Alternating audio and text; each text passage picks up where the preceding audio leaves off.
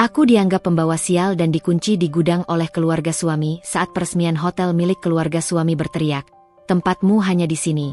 Tapi 5 menit kemudian inilah yang terjadi. Sebelum cerita dimulai silahkan tulis di kolom komentar dari daerah mana saja teman-teman yang menonton cerita ini. Jangan lupa like dan subscribe agar channel ini bisa semakin berkembang dan mempersembahkan cerita yang lebih menarik lagi.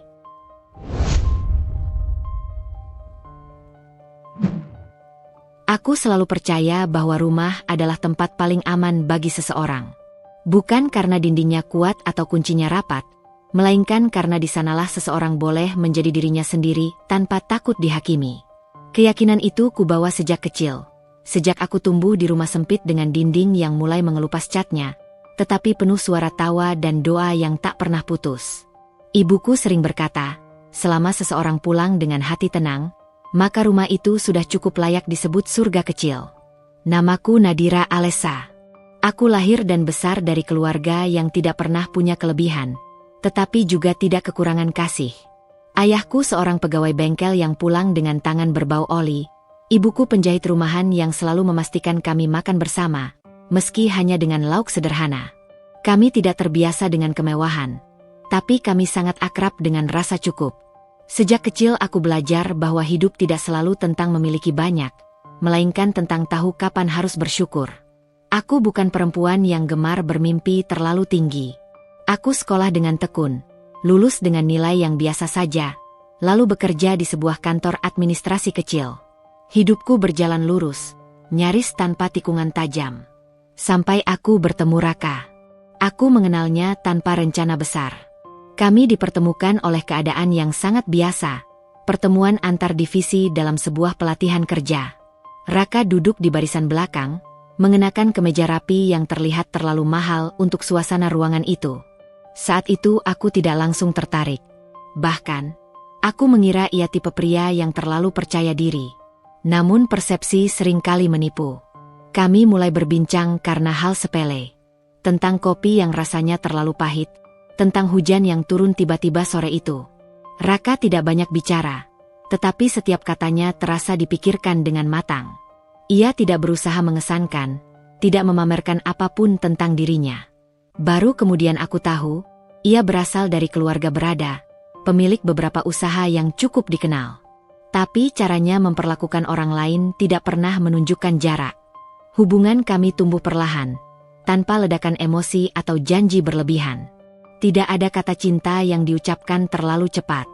Kami berbagi cerita tentang masa lalu, tentang ketakutan kecil yang sering disembunyikan, tentang harapan yang tidak selalu berani kami ucapkan. Aku merasa aman bersamanya, dan itu lebih penting dari segala hal lain. Raka melamarku dengan cara yang sederhana. Tidak ada restoran mewah atau cincin berkilau yang membuat orang terkesima. Ia datang ke rumah orang tuaku, duduk dengan sopan, dan meminta izin dengan suara yang sedikit bergetar. Ayahku mengangguk pelan, ibuku menitikkan air mata. Aku mengiyakan dengan perasaan yang tenang, seolah keputusan itu memang sudah lama menunggu untuk diambil. Pernikahan kami berlangsung sederhana. Gedung kecil, tamu terbatas, makanan yang tidak berlebihan. Aku mengenakan kebaya putih yang dijahit sendiri oleh ibuku, dan Raka tampak gagah dengan setelan hitamnya. Tidak ada pesta megah, tetapi kebahagiaan terasa nyata. Aku tersenyum sepanjang hari, yakin bahwa aku sedang melangkah ke kehidupan yang lebih baik. Keluarga Wijaya, keluarga Raka, datang dengan rombongan yang tertata rapi. Ayahnya, Herman Wijaya, berjabat tangan dengan ayahku dengan sikap yang sopan dan terukur. Wajahnya tenang, suaranya rendah, dan tutur katanya penuh wibawa. Ibunya, Ratna Wijaya, tampil anggun dengan kebaya mahal dan perhiasan yang tidak berlebihan tetapi jelas bernilai tinggi. Senyumnya tipis, matanya tajam namun tampak ramah. Aku ingat betul kesan pertamaku pada mereka. Berkelas, mapan, dan terhormat. Tidak ada sikap merendahkan, tidak ada kata-kata kasar. Mereka tampak seperti keluarga yang terbiasa hidup dengan aturan dan kehormatan. Saat itu aku merasa beruntung. Aku berpikir, mungkin inilah takdir baik yang selama ini diam-diam kupeluk. Setelah menikah, aku pindah ke rumah keluarga Wijaya. Rumah besar dengan halaman luas dan pintu-pintu kayu yang berat. Segalanya terasa berbeda dari rumah lamaku. Lantainya dingin, langit-langitnya tinggi, dan setiap sudut tampak terawat. Aku sempat merasa canggung, takut salah langkah, takut tidak pantas berada di sana.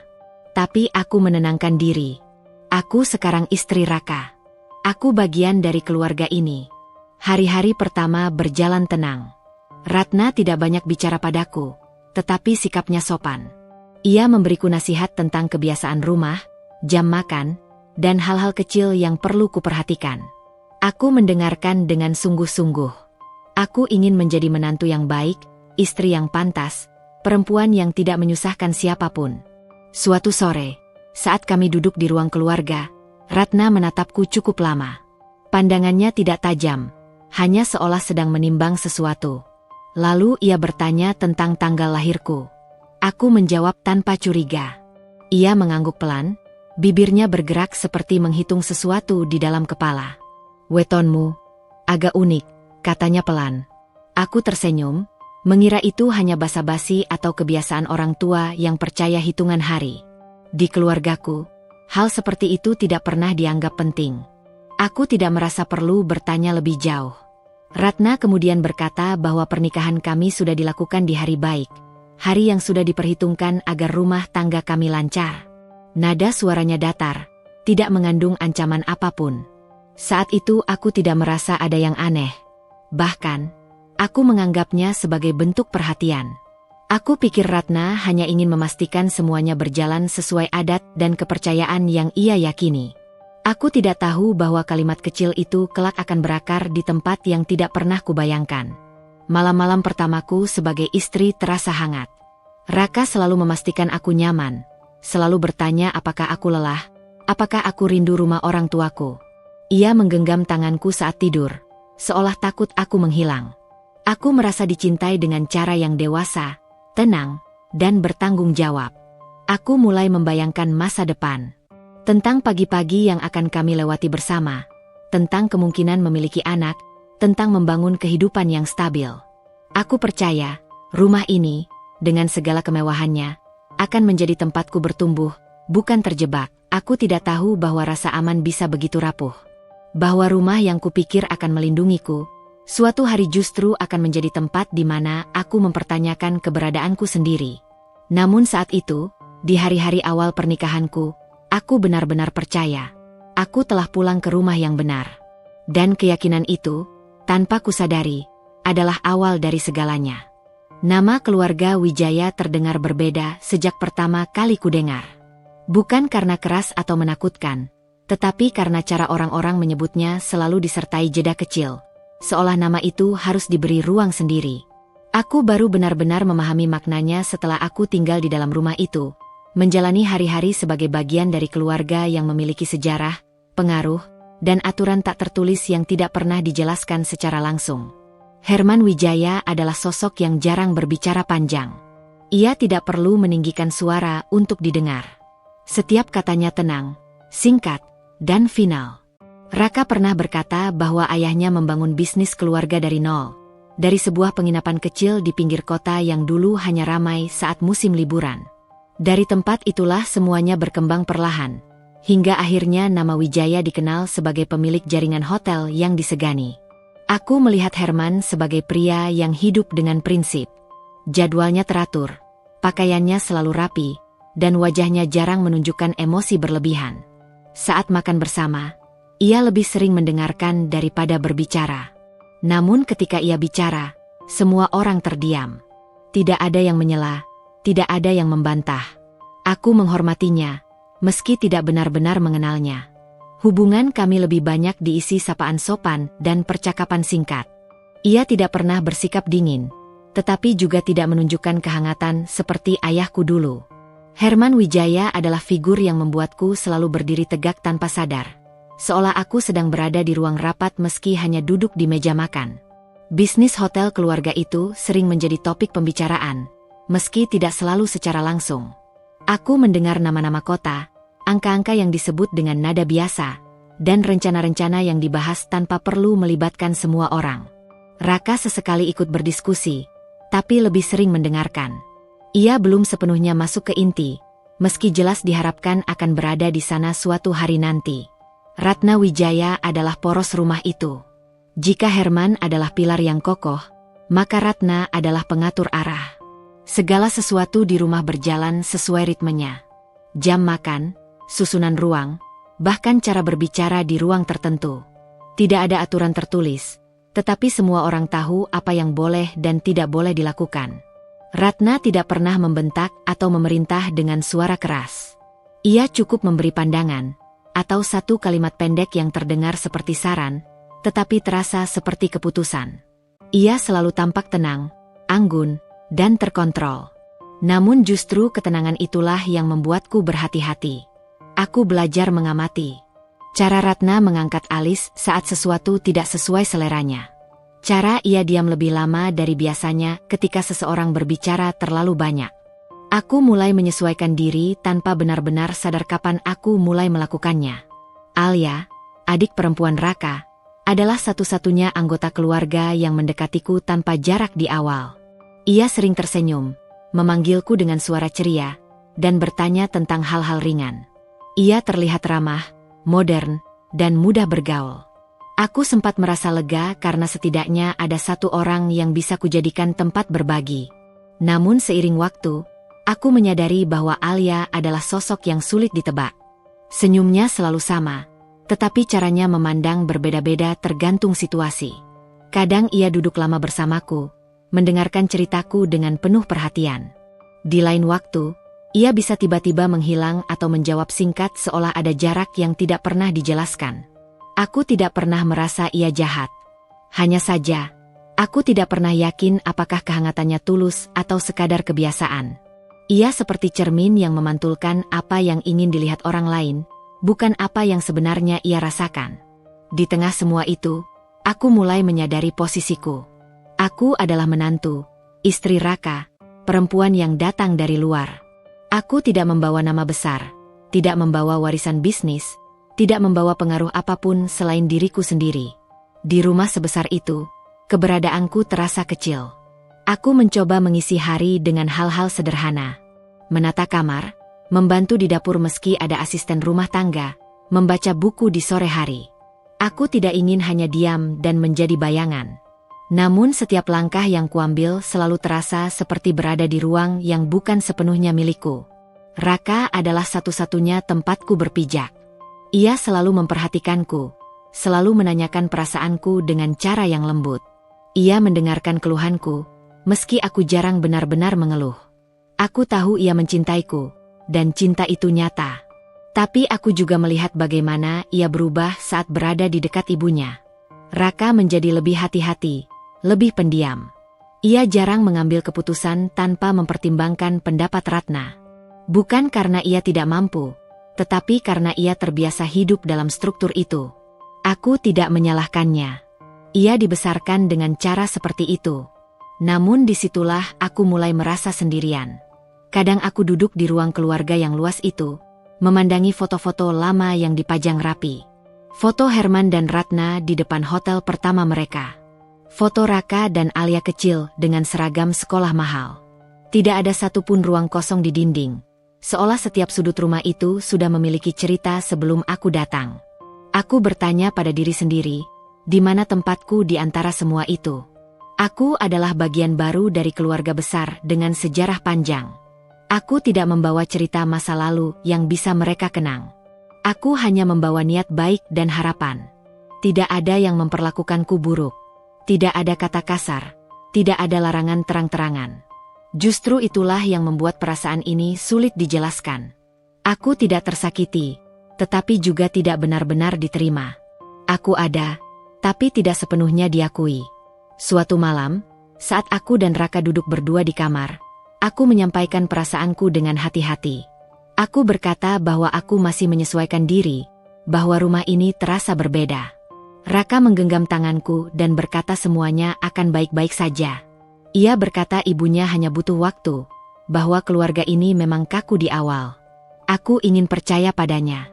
Aku ingin yakin bahwa perasaanku hanya karena aku belum terbiasa hidup di lingkungan seperti ini. Aku meyakinkan diri bahwa setiap rumah tangga butuh proses. bahwa rasa asing akan hilang seiring waktu. Namun jauh di dalam hati, ada suara kecil yang berkata bahwa ini bukan sekadar soal adaptasi. Bahwa ada jarak yang tidak bisa dihilangkan hanya dengan waktu. Aku mengabaikan suara itu, memilih fokus pada hal-hal baik yang masih kumiliki. Aku adalah istri Raka. Aku dicintai. Aku berada di rumah yang aman, setidaknya di permukaan. Dan untuk saat itu, aku memilih bertahan pada keyakinan bahwa semua ini akan menemukan tempatnya sendiri.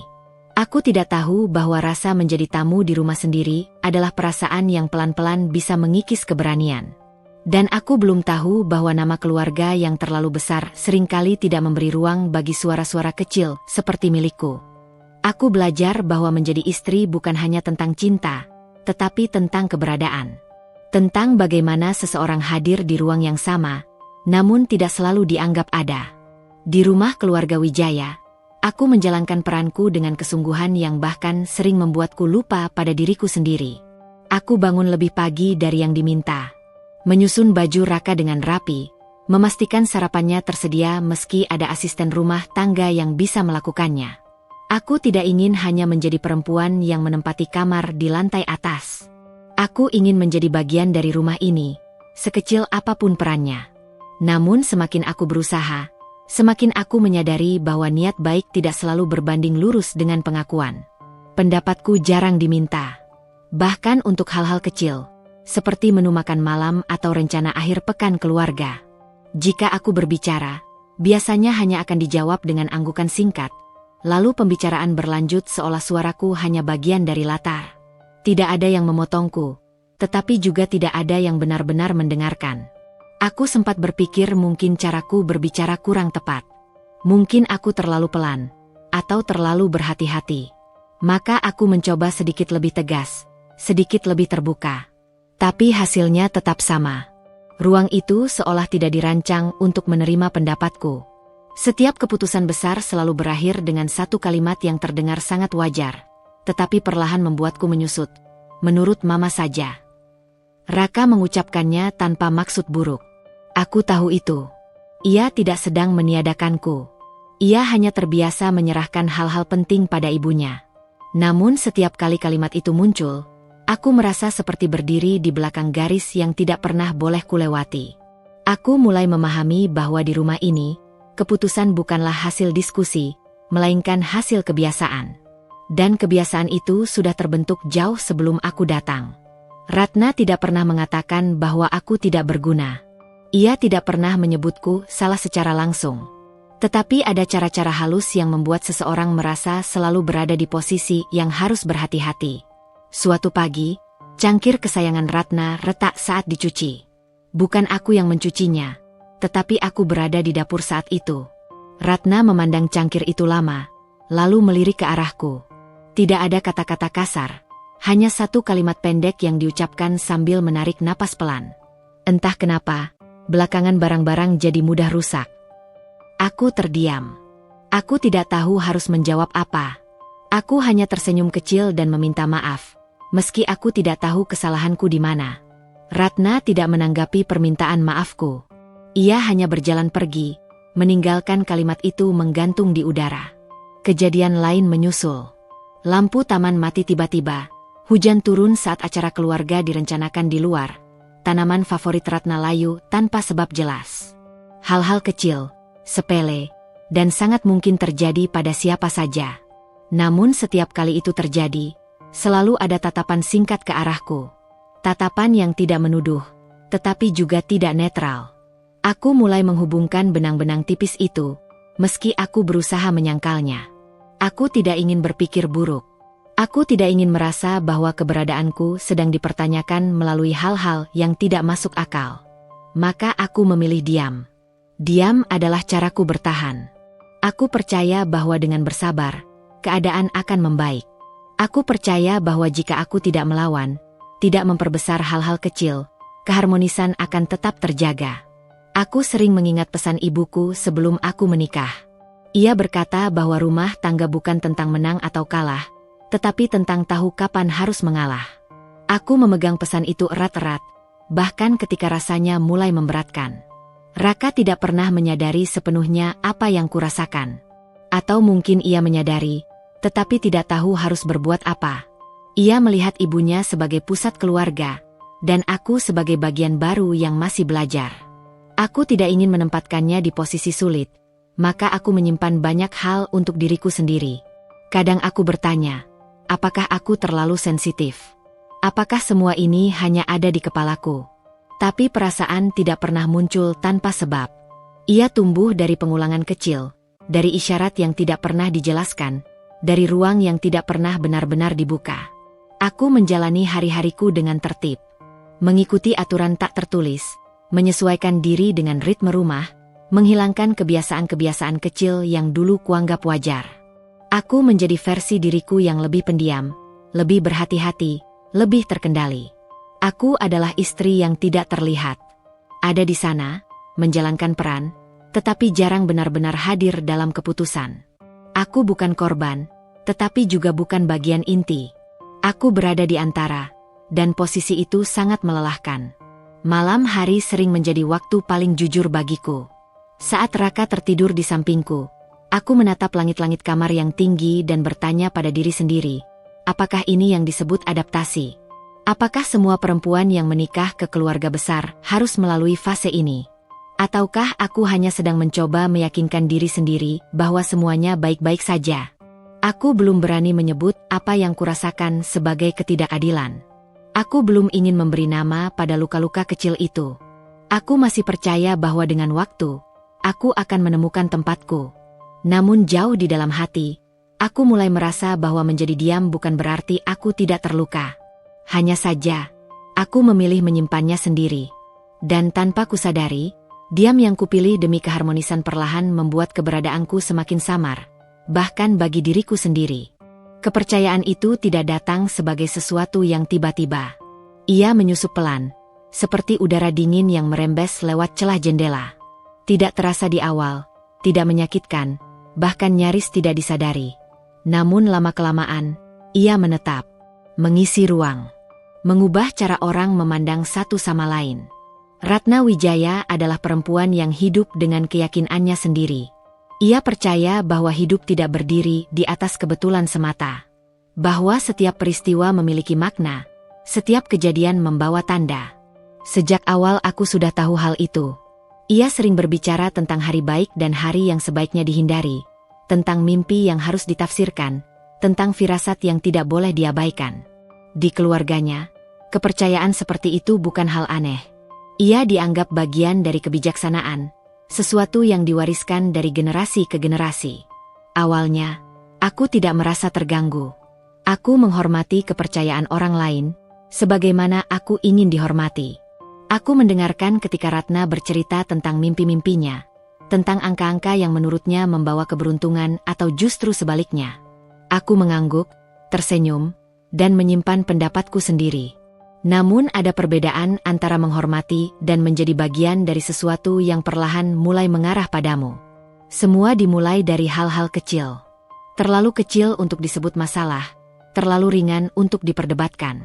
Sebuah vas bunga pecah karena tersenggol kucing. Rapat keluarga yang harus ditunda karena hujan turun lebih lama dari perkiraan. Salah satu tamu penting yang tiba-tiba membatalkan janji. Kejadian-kejadian yang dalam hidup biasa tidak pernah dianggap luar biasa. Tapi di rumah itu, setiap kejadian tidak berdiri sendiri. Aku mulai menyadari pola yang halus namun konsisten. Setiap kali sesuatu berjalan tidak sesuai rencana, Ratna akan terdiam sejenak. Tatapannya akan beralih, seolah mencari sesuatu yang tidak kasat mata. Lalu, tanpa menatap langsung ke arahku, ia akan mengucapkan kalimat yang terdengar ringan. Sejak kamu di sini, banyak hal yang berubah. Kalimat itu tidak diucapkan dengan nada menuduh. Tidak ada emosi berlebihan di dalamnya. Justru karena itu, ia terasa lebih dalam. Lebih sulit dibantah. Aku tidak tahu harus merespons bagaimana. Aku tidak bisa meminta penjelasan tanpa terdengar defensif. Aku tidak bisa membela diri tanpa terlihat sensitif. Aku memilih diam. Aku mencoba meyakinkan diriku bahwa itu hanya kebetulan. Bahwa aku terlalu banyak berpikir. Aku bahkan sempat menertawakan diriku sendiri di dalam hati. Bagaimana mungkin seseorang bisa membawa pengaruh buruk hanya karena keberadaannya? Namun pikiran rasional seringkali kalah oleh pengulangan. Suatu malam, Ratna bermimpi tentang air yang keruh. Ia menceritakannya di meja makan dengan wajah serius. Menurutnya, mimpi itu adalah pertanda bahwa akan ada gangguan dalam keluarga. Ia lalu mulai menghitung hari, mencocokkan tanggal, menghubungkan mimpi itu dengan kejadian-kejadian kecil yang sudah berlalu. Aku duduk di sana, mendengarkan. Tidak ada satupun kata yang menyebut namaku. Tapi ketika Ratna berkata, kadang energi seseorang bisa memengaruhi seisi rumah, aku merasakan dadaku mengeras.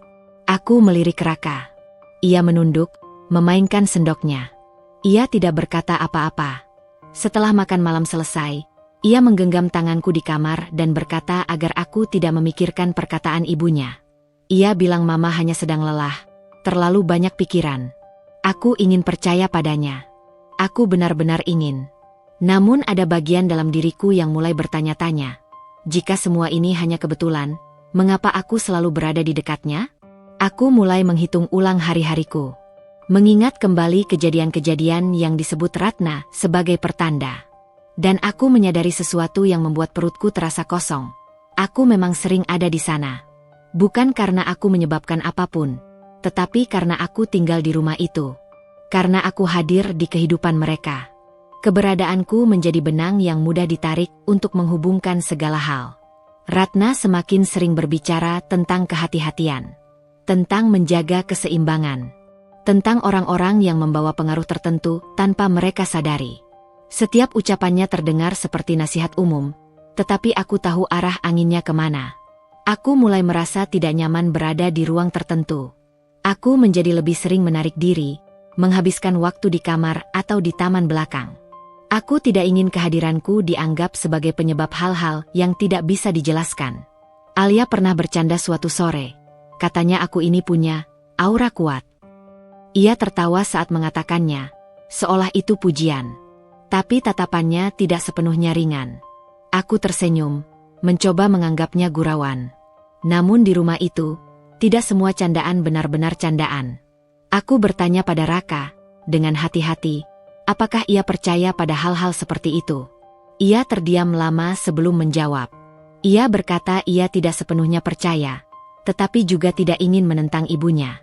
Mama cuma ingin yang terbaik, katanya. Kalimat itu menutup percakapan kami. Tidak ada pembelaan, tidak ada penolakan. Hanya posisi aman di tengah, tempat yang tidak pernah memberiku kepastian. Aku mulai mempertanyakan posisiku. Bukan sebagai istri Raka, tetapi sebagai manusia di rumah itu. Apakah aku benar-benar diterima? Atau hanya ditoleransi selama tidak mengganggu keseimbangan yang mereka yakini? Aku mencoba bersikap lebih hati-hati. Lebih sedikit bicara. Lebih jarang muncul di saat-saat penting. Aku menyesuaikan langkahku agar tidak terlalu terlihat. Aku bahkan mulai menyalahkan diriku sendiri atas hal-hal yang tidak bisa kukendalikan. Jika hujan turun, aku bertanya dalam hati apakah sebaiknya aku tidak keluar kamar. Jika listrik mati, aku merasa bersalah meski aku tahu itu tidak masuk akal. Aku mulai menginternalisasi tuduhan-tuduhan yang tidak pernah diucapkan secara langsung. Yang paling menyakitkan bukanlah kepercayaan itu sendiri, melainkan kenyataan bahwa tidak ada yang benar-benar berdiri di sampingku untuk berkata bahwa semua ini tidak adil.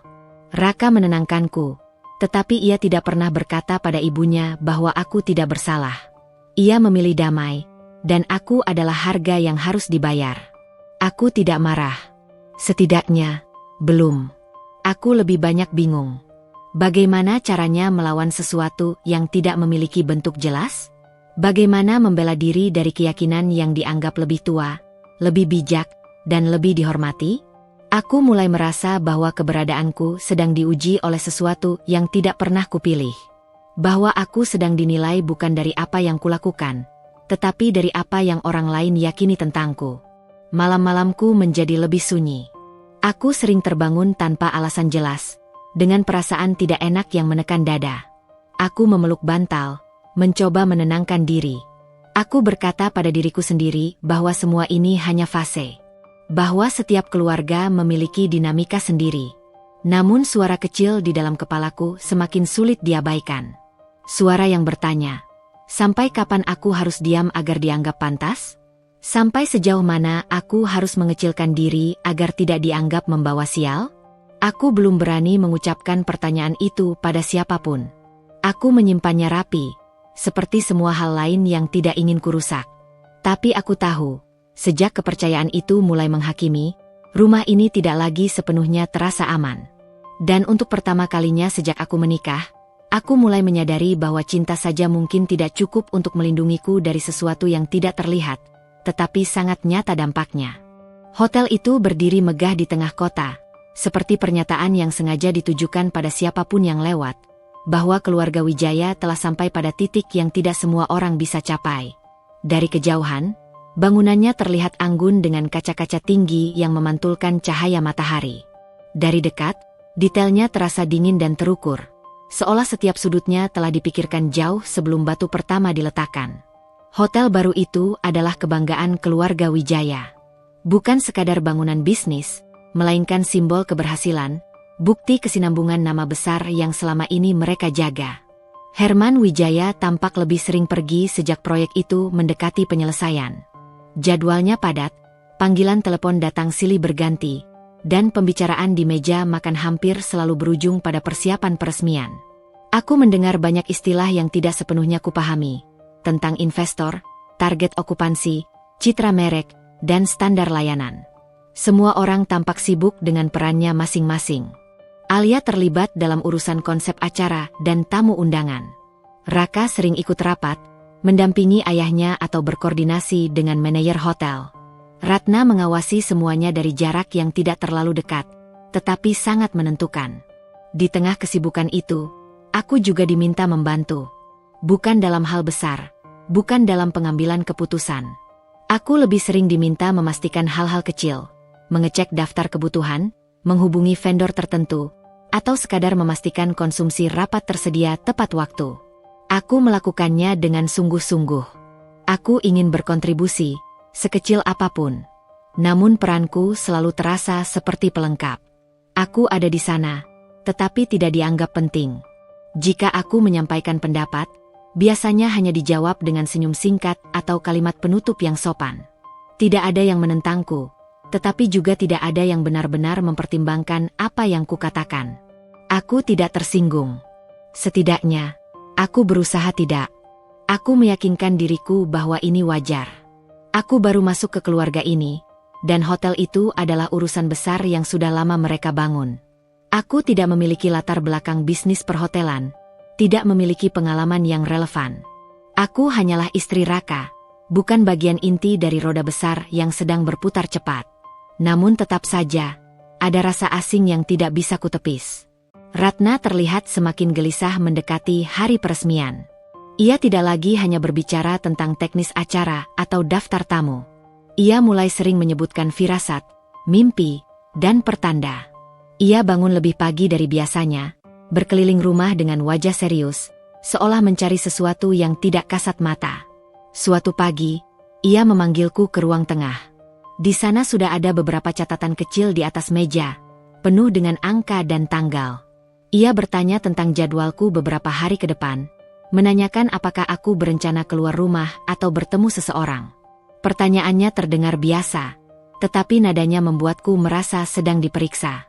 Ia lalu berkata bahwa hari peresmian harus benar-benar bersih dari energi buruk, bahwa semua yang terlibat harus berada dalam kondisi batin yang tepat. Aku mengangguk, meski tidak sepenuhnya mengerti apa maksudnya. Aku tidak ingin memperpanjang percakapan yang membuatku tidak nyaman. Aku mulai merasakan tekanan yang berbeda. Bukan tekanan kerja, melainkan tekanan untuk tidak menjadi masalah. Aku menjadi lebih berhati-hati dalam setiap langkah. Aku memikirkan ulang sebelum berbicara, menimbang sebelum bertindak. Aku tidak ingin menjadi alasan bagi kegelisahan Ratna yang semakin nyata. Di hotel, suasana semakin sibuk. Para staf berlalu lalang dengan wajah tegang. Manajer hotel, Bima Santosa, terlihat hampir tidak pernah beristirahat. Ia selalu membawa map, berbicara cepat, dan memastikan segala sesuatu berjalan sesuai rencana. Aku melihat langsung bagaimana tekanan besar menumpuk di pundaknya. Aku membantu sebisaku. Mengantarkan dokumen, mencatat kebutuhan kecil, memastikan beberapa hal administratif selesai tepat waktu. Aku merasa sedikit berguna di sana, meski tetap berada di pinggir. Tidak ada yang memintaku terlibat dalam diskusi penting, dan aku tidak memaksakan diri. Ratna jarang datang ke lokasi hotel, tetapi pengaruhnya terasa. Ia sering menghubungi Alia atau Raka, menanyakan detail yang menurutku tidak selalu relevan. Namun aku tahu, bagi Ratna, detail kecil adalah bagian dari kendali. Dan kendali adalah caranya merasa aman. Suatu sore, aku mendengar percakapan yang tidak sengaja kudengar. Ratna berbicara pelan dengan seseorang di ruang tamu. Aku hendak lewat, tetapi langkahku terhenti saat kudengar kata-kata yang membuatku diam di tempat. Ia membicarakan seorang peramal. Nada suaranya rendah, seolah percakapan itu tidak seharusnya didengar orang lain. Ia menyebutkan bahwa ia ingin memastikan hari peresmian benar-benar tepat. Bahwa ada beberapa hal yang perlu dicek ulang, terutama terkait orang-orang yang akan hadir. Aku berdiri terlalu lama di sana, sampai akhirnya aku sadar bahwa aku tidak seharusnya mendengarkan. Aku melangkah pergi dengan jantung berdebar. Aku tidak tahu mengapa percakapan itu membuatku tidak nyaman. Mungkin karena aku merasa sedang dibicarakan tanpa disebutkan namanya. Beberapa hari kemudian, seorang perempuan datang ke rumah. Ia tidak diperkenalkan secara resmi. Ia datang di siang hari, saat sebagian besar orang tidak ada di rumah. Ratna menyambutnya dengan sikap yang berbeda, lebih hormat, lebih hati-hati. Aku melihat mereka duduk berdua di ruang tamu, berbicara pelan. Ada benda-benda kecil di atas meja yang tidak kukenal. Aku tidak berani mendekat. Aku hanya lewat sebentar, menyapa singkat, lalu masuk ke kamar. Aku tidak bertanya pada Raka tentang itu. Aku tidak tahu mengapa aku memilih diam. Mungkin karena aku takut jawabannya akan membuatku semakin gelisah. Atau mungkin karena aku sudah mulai lelah bertanya. Hari-hari menjelang peresmian terasa panjang. Setiap orang sibuk, tetapi suasana tidak sepenuhnya bersemangat. Ada ketegangan yang menggantung di udara. Ratna semakin sering mengamati, semakin jarang tersenyum. Ia tampak seperti seseorang yang menunggu sesuatu terjadi, tetapi berharap hal itu tidak benar-benar datang. Aku merasa semakin kecil di tengah semua itu. Aku membantu, aku hadir, aku berusaha. Namun aku juga mulai menyadari bahwa keberadaanku mungkin tidak benar-benar diinginkan di momen besar ini. Aku mulai bertanya-tanya, apakah aku hanya dianggap sebagai bayangan yang harus berada di tempat yang tidak mengganggu? Raka masih bersikap lembut padaku. Ia terlihat lelah, tetapi selalu berusaha menyisakan perhatian. Ia mengatakan bahwa setelah peresmian selesai, semuanya akan kembali normal. Ia berkata tekanan ini hanya sementara. Aku mengangguk, meski aku tidak tahu apa yang ia maksud dengan normal. Malam sebelum hari peresmian, aku berdiri di depan jendela kamar, memandang lampu-lampu kota yang berkelip. Aku merasa berada di titik yang aneh, terlibat dalam sesuatu yang besar, tetapi tidak memiliki kendali apapun. Aku adalah bagian dari keluarga yang sedang merayakan pencapaian, tetapi aku tidak tahu apakah aku benar-benar termasuk dalam perayaan itu. Aku tidak tahu bahwa hotel itu memang akan mengubah segalanya. Bukan hanya bagi keluarga Wijaya, tetapi juga bagiku. Dan aku belum tahu bahwa semua tekanan yang terasa samar ini hanyalah permulaan dari sesuatu yang jauh lebih menyakitkan. Aku hanya tahu satu hal malam itu. Aku berharap, apapun yang akan terjadi, aku cukup kuat untuk menghadapinya. Hari itu dimulai terlalu pagi. Bahkan sebelum matahari benar-benar muncul, rumah sudah terasa hidup dengan cara yang tidak biasa. Ada suara langkah kaki yang lebih sering dari biasanya, bisikan pelan yang segera terhenti saat aku lewat, dan aroma wewangian yang tidak kukenal menyebar dari ruang tengah. Udara pagi terasa berat, seolah menyimpan sesuatu yang tidak diucapkan. Aku bangun dengan perasaan tidak nyaman, meski tidak tahu persis alasannya. Jantungku berdetak sedikit lebih cepat dari biasanya, dan ada rasa cemas yang menempel tanpa sebab jelas. Aku duduk di tepi ranjang beberapa saat, mencoba menenangkan diri, lalu beranjak ke kamar mandi. Aku memilih pakaian dengan hati-hati, warna lembut, potongan sederhana. Aku tidak ingin menonjol. Aku hanya ingin tidak mengganggu. Di ruang makan, beberapa orang sudah berkumpul. Ratna duduk di ujung meja dengan punggung tegak, rambutnya tersisir rapi, wajahnya tanpa riasan berlebihan tetapi tampak sangat terkontrol. Di hadapannya ada beberapa benda kecil, mangkuk berisi air, bunga putih, dan dupa yang belum dinyalakan. Aku tidak bertanya. Aku hanya menyapa pelan dan duduk di kursi yang biasanya ku tempati. Ritual kecil itu dimulai tanpa penjelasan. Ratna memejamkan mata, merapalkan sesuatu dengan suara rendah. Tidak ada yang berbicara. Tidak ada yang bergerak.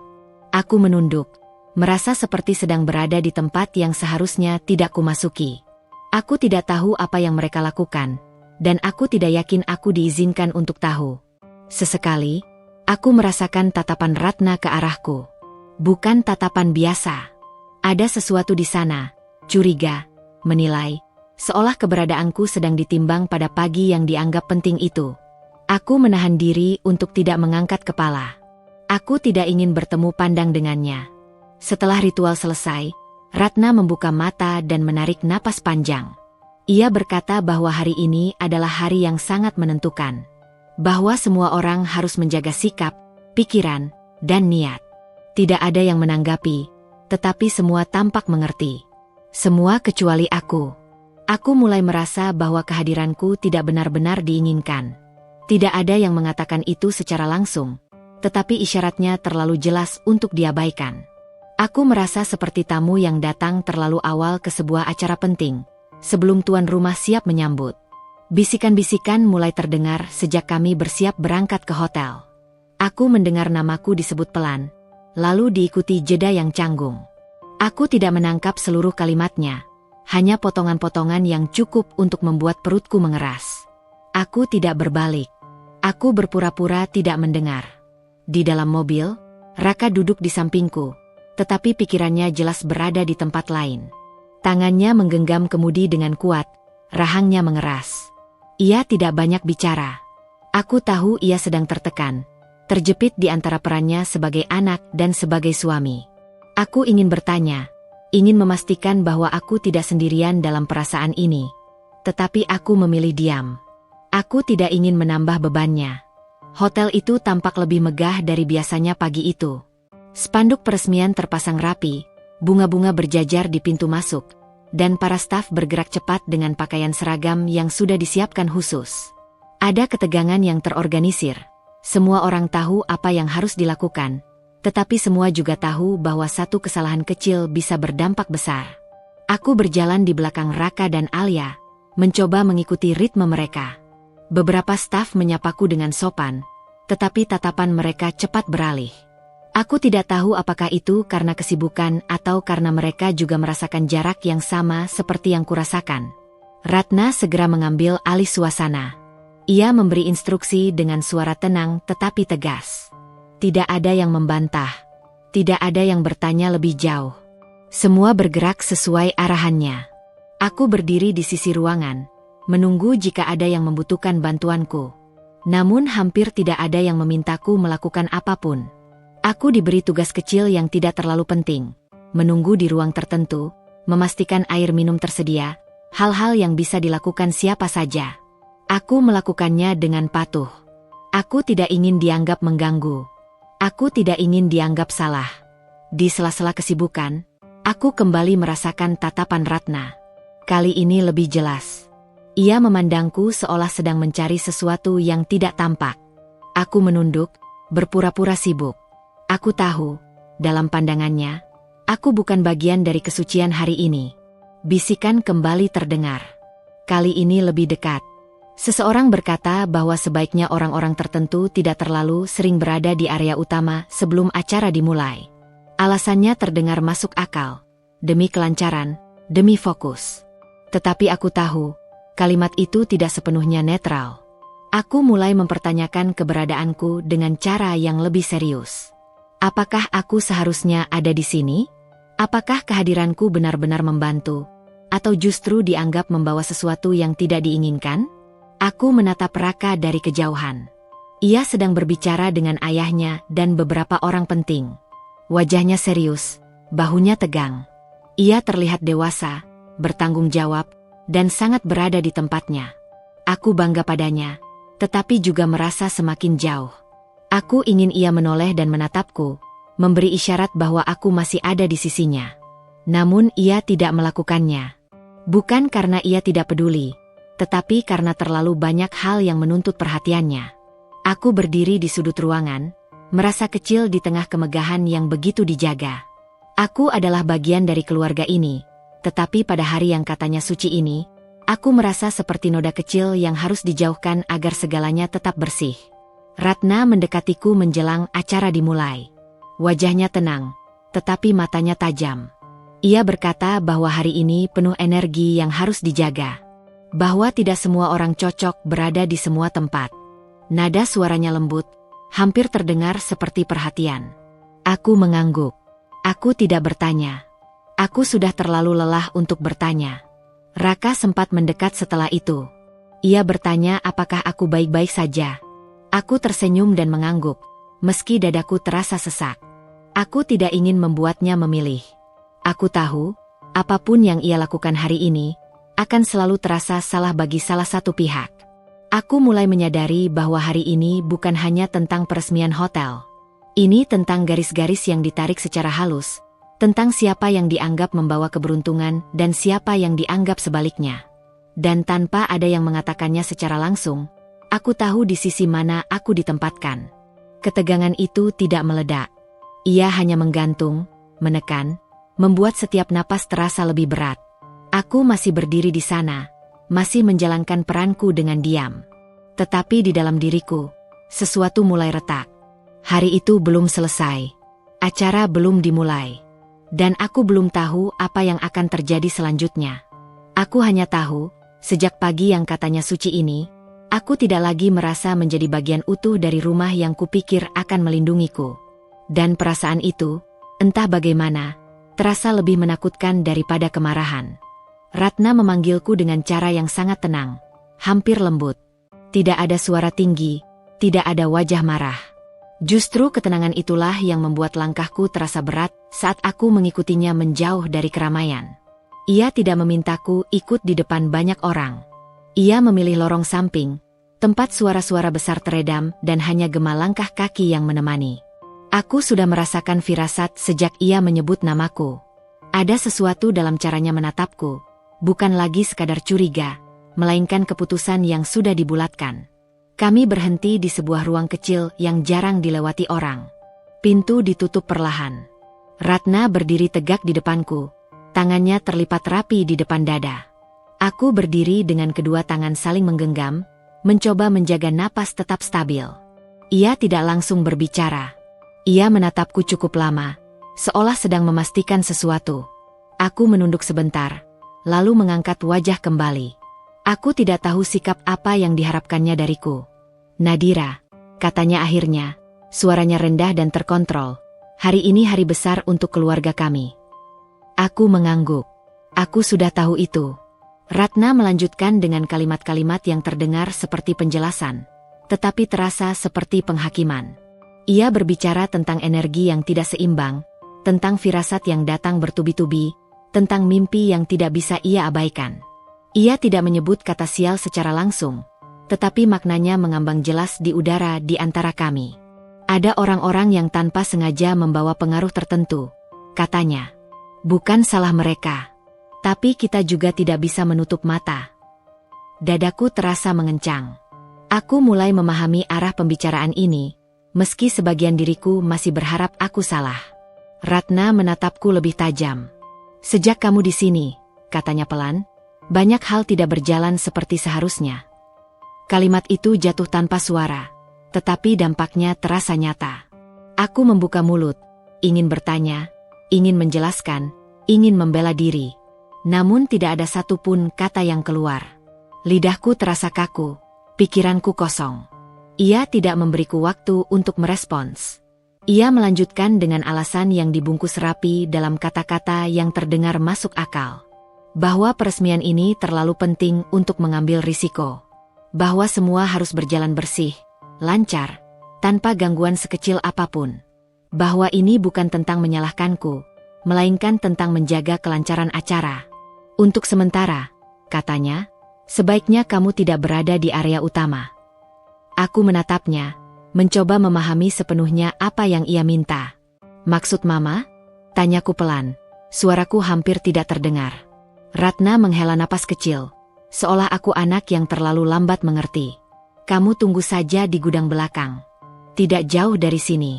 Tempatnya tenang. Gudang. Kata itu terasa asing dan tidak pantas disandingkan denganku pada hari sebesar ini. Aku adalah istri Raka. Aku bagian dari keluarga.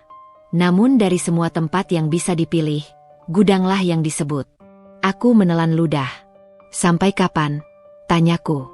Hanya sampai acara selesai. Jawabnya cepat. Setelah itu, semuanya akan baik-baik saja. Aku ingin bertanya lebih jauh. Ingin tahu mengapa aku yang harus disingkirkan. Ingin tahu apakah ada cara lain. Namun sorot mata Ratna tidak memberiku ruang untuk berdiskusi. Keputusan itu sudah dibuat, dan aku hanya diminta mematuhinya. Aku melirik ke arah lorong, berharap Raka muncul, berharap ia mendengar percakapan ini. Namun lorong itu kosong. Ratna membuka pintu dan berjalan lebih dulu. Aku mengikutinya dengan langkah yang terasa asing, seolah kakiku bukan lagi milikku. Gudang itu terletak di bagian belakang hotel, dekat area servis. Jalurnya tidak ramai. Bau kayu dan debu mulai tercium. Saat kami sampai, Ratna berhenti dan menatapku sekali lagi. Ini demi kebaikan bersama, katanya. Aku harap kamu mengerti. Aku mengangguk. Aku selalu mengangguk. Aku tidak tahu lagi bagaimana caranya menolak tanpa dianggap mengganggu. Ia meninggalkanku di depan pintu gudang. Pintu itu besar, terbuat dari besi, catnya sedikit mengelupas. Ratna tidak menguncinya. Ia hanya membukanya sedikit dan memintaku masuk. Tunggu di dalam saja, katanya. Aku melangkah masuk. Gudang itu cukup luas, tetapi gelap dan dingin. Ada rak-rak tinggi berisi barang-barang hotel yang belum dipakai. Beberapa lampu kecil menyala redup. Tidak ada kursi, hanya peti kayu dan tumpukan kardus. Saat aku berbalik, Ratna sudah tidak ada. Pintu gudang dibiarkan tertutup, tetapi tidak terkunci. Aku mencoba menarik napas panjang. Setidaknya, aku tidak dikurung. Aku masih bisa keluar jika aku mau. Beberapa menit kemudian, Raka datang. Wajahnya terlihat gelisah, matanya memandang sekeliling sebelum berhenti padaku. Kamu di sini? Tanyanya, jelas terkejut. Aku mengangguk. Mama minta aku menunggu sebentar. Raka terdiam. Aku bisa melihat pertarungan kecil di wajahnya. Ia ingin berkata sesuatu, tetapi tidak tahu harus berkata apa. Ia melirik ke arah pintu gudang, lalu kembali menatapku. Ini cuma sementara, katanya akhirnya, seolah meyakinkan dirinya sendiri. Setelah acara selesai, aku tersenyum kecil. Aku tidak apa-apa. Itu kebohongan yang terdengar sangat mudah diucapkan. Raka menggenggam tanganku sebentar. Tangannya dingin. Aku akan cepat kembali, katanya. Lalu ia pergi, meninggalkanku dengan suara langkahnya yang menjauh. Aku berdiri sendiri di dalam gudang itu, mendengarkan suara acara dari kejauhan. Musik lembut, suara orang berbincang, tawa yang sesekali terdengar. Semua itu terasa sangat jauh, seolah berasal dari dunia lain. Aku duduk di atas peti kayu, memeluk lututku. Aku mencoba memahami apa yang baru saja terjadi. Aku tidak diusir dengan kasar. Aku tidak dibentak. Aku disingkirkan dengan alasan yang terdengar rasional, demi sesuatu yang disebut kebaikan bersama. Namun perasaan yang tertinggal di dadaku tidak bisa dibohongi. Aku merasa tidak diinginkan. Aku merasa keberadaanku dianggap sebagai ancaman, meski tidak ada satupun bukti nyata. Aku menatap pintu gudang yang tidak terkunci. Ada harapan kecil di sana. Aku masih punya pilihan. Aku masih bisa keluar, kembali ke area utama, berdiri di samping suamiku. Tidak ada yang secara fisik menahanku. Namun kakiku tidak bergerak. Aku duduk di sana, membiarkan waktu berjalan. Aku mendengar langkah-langkah di luar, tetapi tidak ada yang masuk. Aku mendengar suara Ratna dari kejauhan, memberi instruksi dengan nada tenang. Aku mendengar suara Raka sesekali, terdengar sibuk dan tertekan. Harapan itu masih ada, tipis tapi nyata. Aku berkata pada diriku sendiri bahwa ini hanya sementara. Bahwa setelah acara selesai, semuanya akan kembali seperti semula. Bahwa aku hanya perlu bersabar sedikit lagi. Aku tidak tahu bahwa harapan itulah yang akan membuat segalanya terasa jauh lebih menyakitkan. Dan aku belum tahu bahwa pintu yang belum dikunci ini hanyalah jeda singkat sebelum sesuatu yang jauh lebih kejam terjadi. Aku tidak tahu berapa lama aku duduk di atas peti kayu itu. Waktu di dalam gudang terasa aneh, tidak berjalan lurus, tapi seperti melingkar, berputar-putar di kepalaku sendiri. Aku sempat berdiri, lalu duduk lagi. Kadang aku berjalan beberapa langkah, lalu berhenti tanpa tujuan. Harapan kecil yang tadi masih menggantung perlahan mulai melemah, tetapi belum sepenuhnya padam. Aku masih percaya Raka akan kembali. Aku masih percaya semua ini hanya kesalahpahaman yang akan segera diperbaiki. Sampai suara langkah itu datang. Bukan langkah tergesa. Bukan langkah ragu. Langkah itu mantap, berhenti tepat di depan pintu gudang. Aku berdiri refleks, jantungku berdegup lebih cepat. Aku merapikan bajuku tanpa sadar, seperti seseorang yang bersiap menyambut tamu penting. Raka, panggilku pelan. Tidak ada jawaban. Yang terdengar justru suara kunci. Bunyi besi yang diputar perlahan, tapi jelas. Sangat jelas. Suara itu memotong udara di dalam gudang seperti pisau. Aku terpaku. Mataku menatap pintu besi itu seolah berharap aku salah dengar. Aku mendekat, telingaku hampir menempel ke pintu. Kunci? Bisikku, lebih kepada diriku sendiri. Lalu suara Ratna terdengar. Tidak lagi lembut. Tidak lagi penuh alasan rapi. Suaranya keras, penuh tekanan. Dan untuk pertama kalinya sejak aku mengenalnya, tanpa kendali. Cukup sampai di sini. Aku mundur satu langkah, dadaku terasa sesak. Mama? Panggilku. Suaraku mulai bergetar. Aku sudah bilang dari awal. Lanjutnya, lebih keras, seolah ingin memastikan kata-katanya menembus dinding besi. Hari ini tidak boleh ada hal buruk. Tidak boleh ada energi yang mengganggu. Aku menempelkan telapak tanganku ke pintu. Mama, tolong, aku istri Raka. Aku hanya ingin. Kalimatku terputus oleh teriakan yang tidak pernah aku bayangkan akan keluar dari mulutnya. Tempatmu hanya di sini. Teriakan itu menggema di dalam gudang, memantul ke dinding-dinding kosong, kembali padaku dalam bentuk yang lebih menyakitkan. Aku terhuyung mundur. Kakiku hampir tidak kuat menopang tubuhku. Aku membuka mulut, tetapi tidak ada suara yang keluar. Dadaku terasa seperti diremas dari dalam. Kata-kata itu bukan sekadar pengusiran. Itu penetapan. Penentuan nilai diriku sebagai manusia. Aku berlari ke pintu dan mulai mengetuknya. Awalnya pelan, ragu, seolah masih berharap semua ini hanya ujian kesabaran. Mama, tolong buka, kataku dengan suara yang mulai pecah. Aku tidak mengerti salahku apa. Tidak ada jawaban. Aku mengetuk lagi, lebih keras. Mama, aku mohon. Di luar, aku mendengar suara langkah menjauh. Sepatu hak Ratna terdengar jelas di lantai. Ia benar-benar pergi. Aku memukul pintu dengan telapak tanganku, lalu dengan kepalan. Logam itu dingin dan tidak memberi apapun selain rasa sakit yang merambat ke pergelangan tanganku. Air mata mulai jatuh tanpa bisa kutahan. Raka, aku berteriak. Raka, aku di sini. Aku berharap suaraku cukup keras untuk menembus kebisingan acara. Aku berharap ia mendengarnya. Aku berharap ia datang dan membuka pintu ini, atau setidaknya bertanya apa yang terjadi. Namun yang menjawab hanyalah suara musik dari kejauhan. Alunan musik peresmian terdengar samar, teredam dinding dan jarak, tapi cukup jelas untuk menyadarkanku bahwa dunia di luar terus berjalan.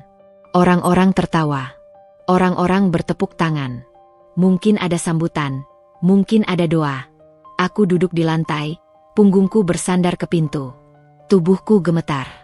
Aku menarik napas pendek-pendek, seperti orang yang baru saja diselamatkan dari tenggelam, tetapi masih takut air akan datang lagi. Aku menangis tanpa suara untuk beberapa saat, hanya air mata yang terus mengalir. Tanganku masih menyentuh pintu, seolah berharap kehangatan manusia bisa menembus besi dingin itu. Aku mencoba berpikir jernih, mencari alasan. mencari pembenaran. Ini pasti hanya sementara. Mereka akan membukanya setelah acara dimulai. Mereka tidak mungkin meninggalkanku di sini terlalu lama. Namun waktu berjalan, dan tidak ada yang berubah. Suara peresmian semakin jelas. Aku mendengar tepuk tangan panjang. Mungkin pita telah dipotong. Mungkin hotel itu kini resmi berdiri, disambut doa dan harapan baik. Aku tersenyum pahit di tengah tangisku. Mereka meresmikan bangunan dengan doa, sementara aku dikurung karena dianggap membawa sial. Aku berdiri lagi dan mencoba memutar gagang pintu. Terkunci rapat. Aku memukul pintu sekali lagi, kali ini dengan putus asa. Ada orang di dalam, teriakku. Tolong buka. Aku berhenti, menahan napas, mendengarkan. Tidak ada langkah mendekat. Tidak ada suara panik. Tidak ada yang datang. Aku menyadari sesuatu dengan pelan, seperti luka yang tidak langsung terasa sakit. Mereka tahu aku di sini. Mereka memilih untuk tidak peduli. Aku melorot duduk kembali. Kali ini benar-benar kehabisan tenaga. Aku memeluk diriku sendiri, mencoba menghangatkan tubuh yang terasa semakin dingin. Gudang itu sepi. Hanya ada suara nafasku sendiri dan gema musik yang terasa seperti ejekan. Aku memikirkan Raka. Aku membayangkan wajahnya di tengah keramaian, tersenyum formal, menyalami tamu-tamu penting. Apakah ia tahu aku dikunci? Apakah ia bertanya? Atau ia memilih tidak tahu agar tidak perlu memilih? Pertanyaan-pertanyaan itu berputar tanpa jawaban. Air mataku mengering dengan sendirinya, digantikan rasa kosong yang lebih menakutkan. Aku tidak lagi menangis terseduh. Aku hanya duduk, menatap ruang kosong di depanku, seperti seseorang yang baru saja kehilangan sesuatu yang tidak bisa dijelaskan dengan kata-kata. Aku akhirnya mengerti. Ini bukan tentang hari baik atau energi buruk. Ini tentang tempat. Tentang siapa yang berhak berada di ruang terang. Dan siapa yang boleh disingkirkan ke ruang gelap tanpa saksi. Aku adalah istri Raka. Tetapi di mata keluarganya, aku hanyalah seseorang yang bisa dikunci tanpa konsekuensi. Suara peresmian mencapai puncaknya. Tepuk tangan kembali menggema. Sorak kecil terdengar. Aku menutup mata. Dan di dalam kegelapan itu, untuk pertama kalinya sejak aku menikah, aku merasa benar-benar sendirian. Aku tidak tahu sudah berapa lama aku duduk di lantai gudang itu. Waktu tidak lagi terasa seperti menit atau jam. Ia hanya hadir sebagai denyut pelan di pelipis, sebagai rasa berat di kepala, sebagai dingin yang merambat dari lantai ke tulang punggungku. Aku bersandar pada rak besi, lututku tertekuk, tanganku memeluk kaki sendiri seolah itu satu-satunya cara agar tubuhku tidak runtuh. Napas terasa semakin pendek. Setiap tarikan terasa dangkal, seperti udara di ruangan ini semakin menipis. Aku membuka mata lebar-lebar, mencoba fokus pada satu titik agar kepalaku tidak berputar. Lampu kecil di langit-langit berkedip pelan, sesekali redup lalu terang kembali. Aku menelan ludah. Tenggorokanku kering. Tangisku sudah lama berhenti, bukan karena aku tenang, melainkan karena tubuhku seolah kehabisan tenaga untuk menangis. Yang tersisa hanya sisa-sisa getar kecil di jari dan bibirku. Aku mencoba berdiri, berpikir mungkin aku harus bergerak agar tidak pingsan. Tanganku menahan rak besi, kakiku berusaha menumpu. Namun dunia langsung bergoyang. Aku kembali duduk, kali ini lebih rendah. Punggungku menempel dingin dinding gudang. Tenang, bisikku pada diri sendiri. Tarik napas. Aku menghitung pelan. 1, 2, 3. Namun setiap angka terasa berat. Udara di gudang itu seperti berubah. Bukan hanya dingin, tetapi pengap, menekan dada. Bau debu dan logam terasa lebih tajam dari sebelumnya. Di luar, suara acara terus berlangsung. Aku mendengar suara pembawa acara yang menggema samar. Suaranya penuh semangat, menyebut nama keluarga Wijaya dengan nada bangga. Tepuk tangan kembali terdengar, panjang dan meriah. Musik latar mengalun, elegan dan mewah. Kontras itu terasa kejam. Di satu sisi dinding, ada lampu kristal, gaun-gaun rapi, senyum yang dipoles.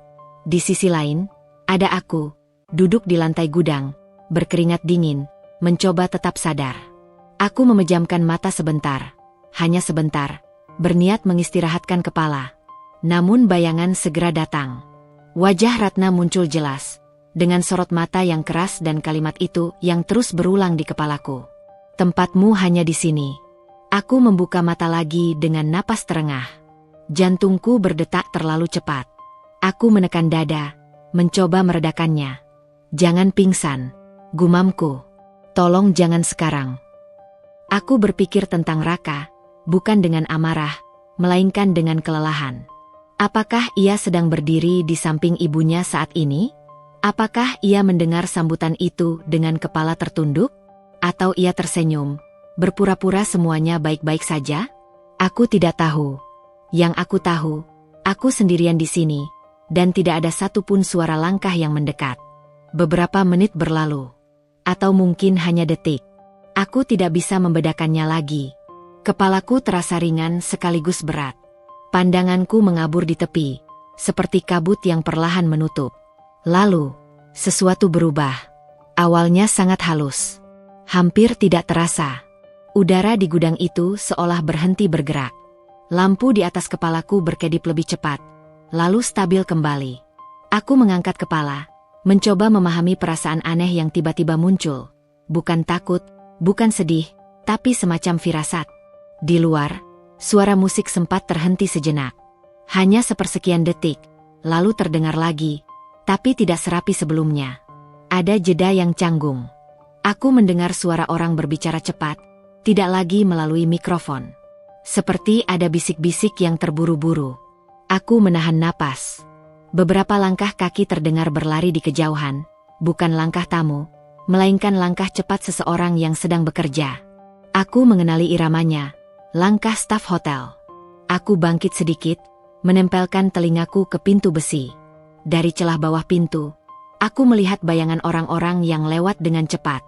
Tidak ada yang berhenti, tapi ritme di luar jelas berubah. Aku mendengar suara pintu dibuka dan ditutup dengan agak keras. Suara walkie-talkie terdengar samar, dengan nada yang tidak tenang. Kata-kata tidak jelas, terpotong jarak dan dinding, tetapi nadanya cukup untuk membuatku sadar. Sesuatu tidak berjalan sesuai rencana. Aku terduduk kembali, jantungku berdetak lebih cepat lagi. Bukan karena takut pada kejadian di luar, melainkan karena tubuhku sudah terlalu lama berada dalam kondisi tertekan. Keringat dingin mengalir di pelipisku. Tanganku gemetar saat menyentuh lantai. Aku merasa mual, perutku melilit. Di luar, suara pembawa acara terdengar lagi. Kali ini sedikit dipaksakan. Kalimatnya terdengar terlalu cepat, seolah ingin menutupi sesuatu. Tepuk tangan muncul, tetapi tidak serempak. Ada kekosongan di antaranya. Aku menarik napas dalam-dalam, tapi udara terasa semakin berat. Aku menunduk, menahan kepala dengan kedua tangan. Bertahan sedikit lagi, bisikku pada diri sendiri. Sedikit lagi. 5 menit. Aku tidak tahu bagaimana aku tahu itu 5 menit. Mungkin karena semua yang terjadi terasa seperti hitungan mundur. Setiap detik berdetak lambat, seperti tetesan air yang jatuh satu persatu di ruang hampa. Aku merasa tubuhku semakin ringan, seolah aku tidak sepenuhnya berada di sini. Suara di luar terdengar jauh, seperti datang dari bawah air. Aku memaksa mataku tetap terbuka, fokus pada satu titik gelap di lantai. Di kejauhan, aku mendengar suara alarm kecil. Bukan alarm besar yang memekakan telinga, melainkan bunyi pendek, terputus-putus, seperti peringatan awal. Mungkin hanya alat teknis. Mungkin hanya kesalahan kecil. Namun bunyi itu cukup untuk membuat langkah-langkah di luar semakin cepat. Aku mendengar seseorang berkata dengan nada panik, "Pak, ini tidak sesuai." Kalimat itu terpotong. Aku tidak mendengar kelanjutannya. Lampu gudang kembali berkedip. Kali ini lebih lama sebelum stabil. Aku mengangkat wajah, napasku terengah. Kepalaku terasa berdenyut keras. Aku tidak tahu apa yang terjadi di luar sana. Aku tidak tahu siapa yang panik, siapa yang mencoba mengendalikan keadaan, atau apa yang mulai tidak beres di hotel megah itu. Yang aku tahu, udara di gudang ini tiba-tiba berubah. Suara itu datang perlahan, seperti gelombang yang awalnya jauh lalu mendekat tanpa bisa dihentikan. Bukan lagi hanya langkah kaki tergesa atau bisik-bisik yang terputus. Kali ini lebih kasar, lebih nyata. Ada dentingan benda logam, ada suara pintu yang dibuka terlalu keras, ada nada tinggi yang bukan lagi formalitas. Aku duduk tegak, seluruh inderaku siaga. Gudang ini masih terkunci. Aku tahu itu tanpa perlu mencoba lagi. Aku bisa merasakan keberadaan kunci itu dari cara pintu ini berdiri. Diam, dingin, tidak memberi celah. Aku tidak beranjak mendekat. Aku hanya mendengarkan. Di luar, suara gaduh semakin jelas. Bukan teriakan histeris, melainkan suara orang-orang yang kehilangan kendali atas sesuatu yang seharusnya bisa mereka atur. Ada nada marah yang tertahan, ada kepanikan yang mencoba disembunyikan dengan suara tegas. Aku mendengar seseorang memanggil nama dengan keras. Bukan namaku. Nama seseorang yang terdengar penting. Aku tidak mengenal suaranya, tapi aku mengenali urgensinya. Langkah-langkah kaki berlari, berhenti, lalu berlari lagi. Beberapa di antaranya terdengar berat, mungkin sepatu kerja, mungkin sepatu formal yang tidak dirancang untuk berlari. Ada suara napas terengah dari balik dinding, seperti orang yang baru saja dipaksa bergerak lebih cepat dari yang ia sanggup. Aku berdiri perlahan. Kakiku masih gemetar, tetapi aku memaksa tubuhku tegak. Aku menempelkan telapak tangan ke dinding gudang, merasakan getaran kecil yang sebelumnya tidak ada. Bangunan ini hidup. Atau setidaknya, bagian luarnya sedang bergejolak. Aku tidak tahu apa yang sedang terjadi. Aku hanya tahu ini bukan lagi acara yang berjalan rapi seperti rencana Ratna. Teriakan pertama terdengar jelas beberapa detik kemudian. Suara perempuan. Bukan tangisan, melainkan seruan terkejut. Lalu suara lain menyahut, lebih rendah, berusaha menenangkan. Namun sebelum suasana kembali terkendali, suara ketiga muncul, lebih keras, penuh perintah. Matikan dulu. Aku tidak tahu apa yang dimatikan. Musik? Lampu? Sistem? Tapi setelah kalimat itu, suara musik benar-benar berhenti. Keheningan singkat menyusul. Keheningan yang aneh, karena terlalu tiba-tiba untuk sebuah acara sebesar ini. Dalam hening itu, aku bisa mendengar detak jantungku sendiri. Aku bisa mendengar napasku yang masih belum sepenuhnya stabil. Lalu suara gaduh kembali pecah, kali ini lebih terstruktur.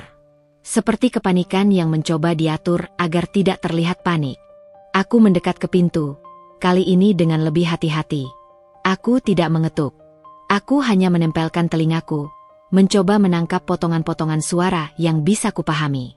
Bukan di sini seharusnya. Tamu belum tahu. Jangan sampai.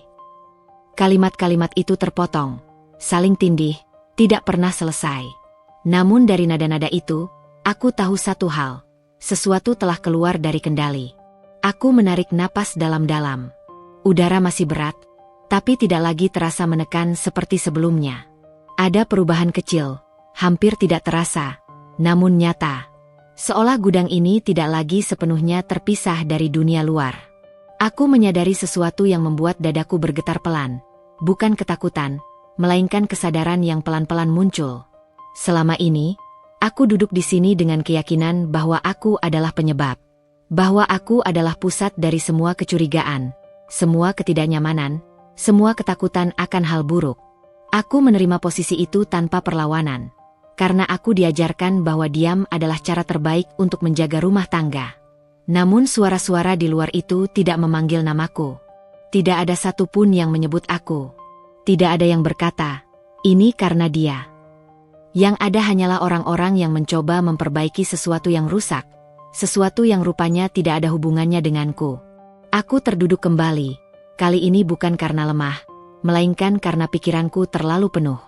Aku menutup mata sebentar, membiarkan suara-suara itu mengalir tanpa kuolah terlalu dalam. Aku membayangkan Ratna di luar sana. Wajahnya yang selalu terkontrol. Tangannya yang gemar memberi isyarat kecil, mengatur tanpa perlu suara keras. Apakah wajah itu masih sama sekarang? Atau ada retakan kecil di balik riasan dan wibawa? Aku membayangkan Raka.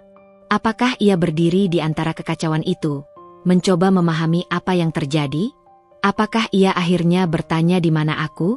Atau pertanyaan itu masih belum cukup penting dibanding situasi di hadapannya? Aku tidak tahu. Yang aku tahu, gudang ini masih terkunci. Tidak ada yang datang membukanya.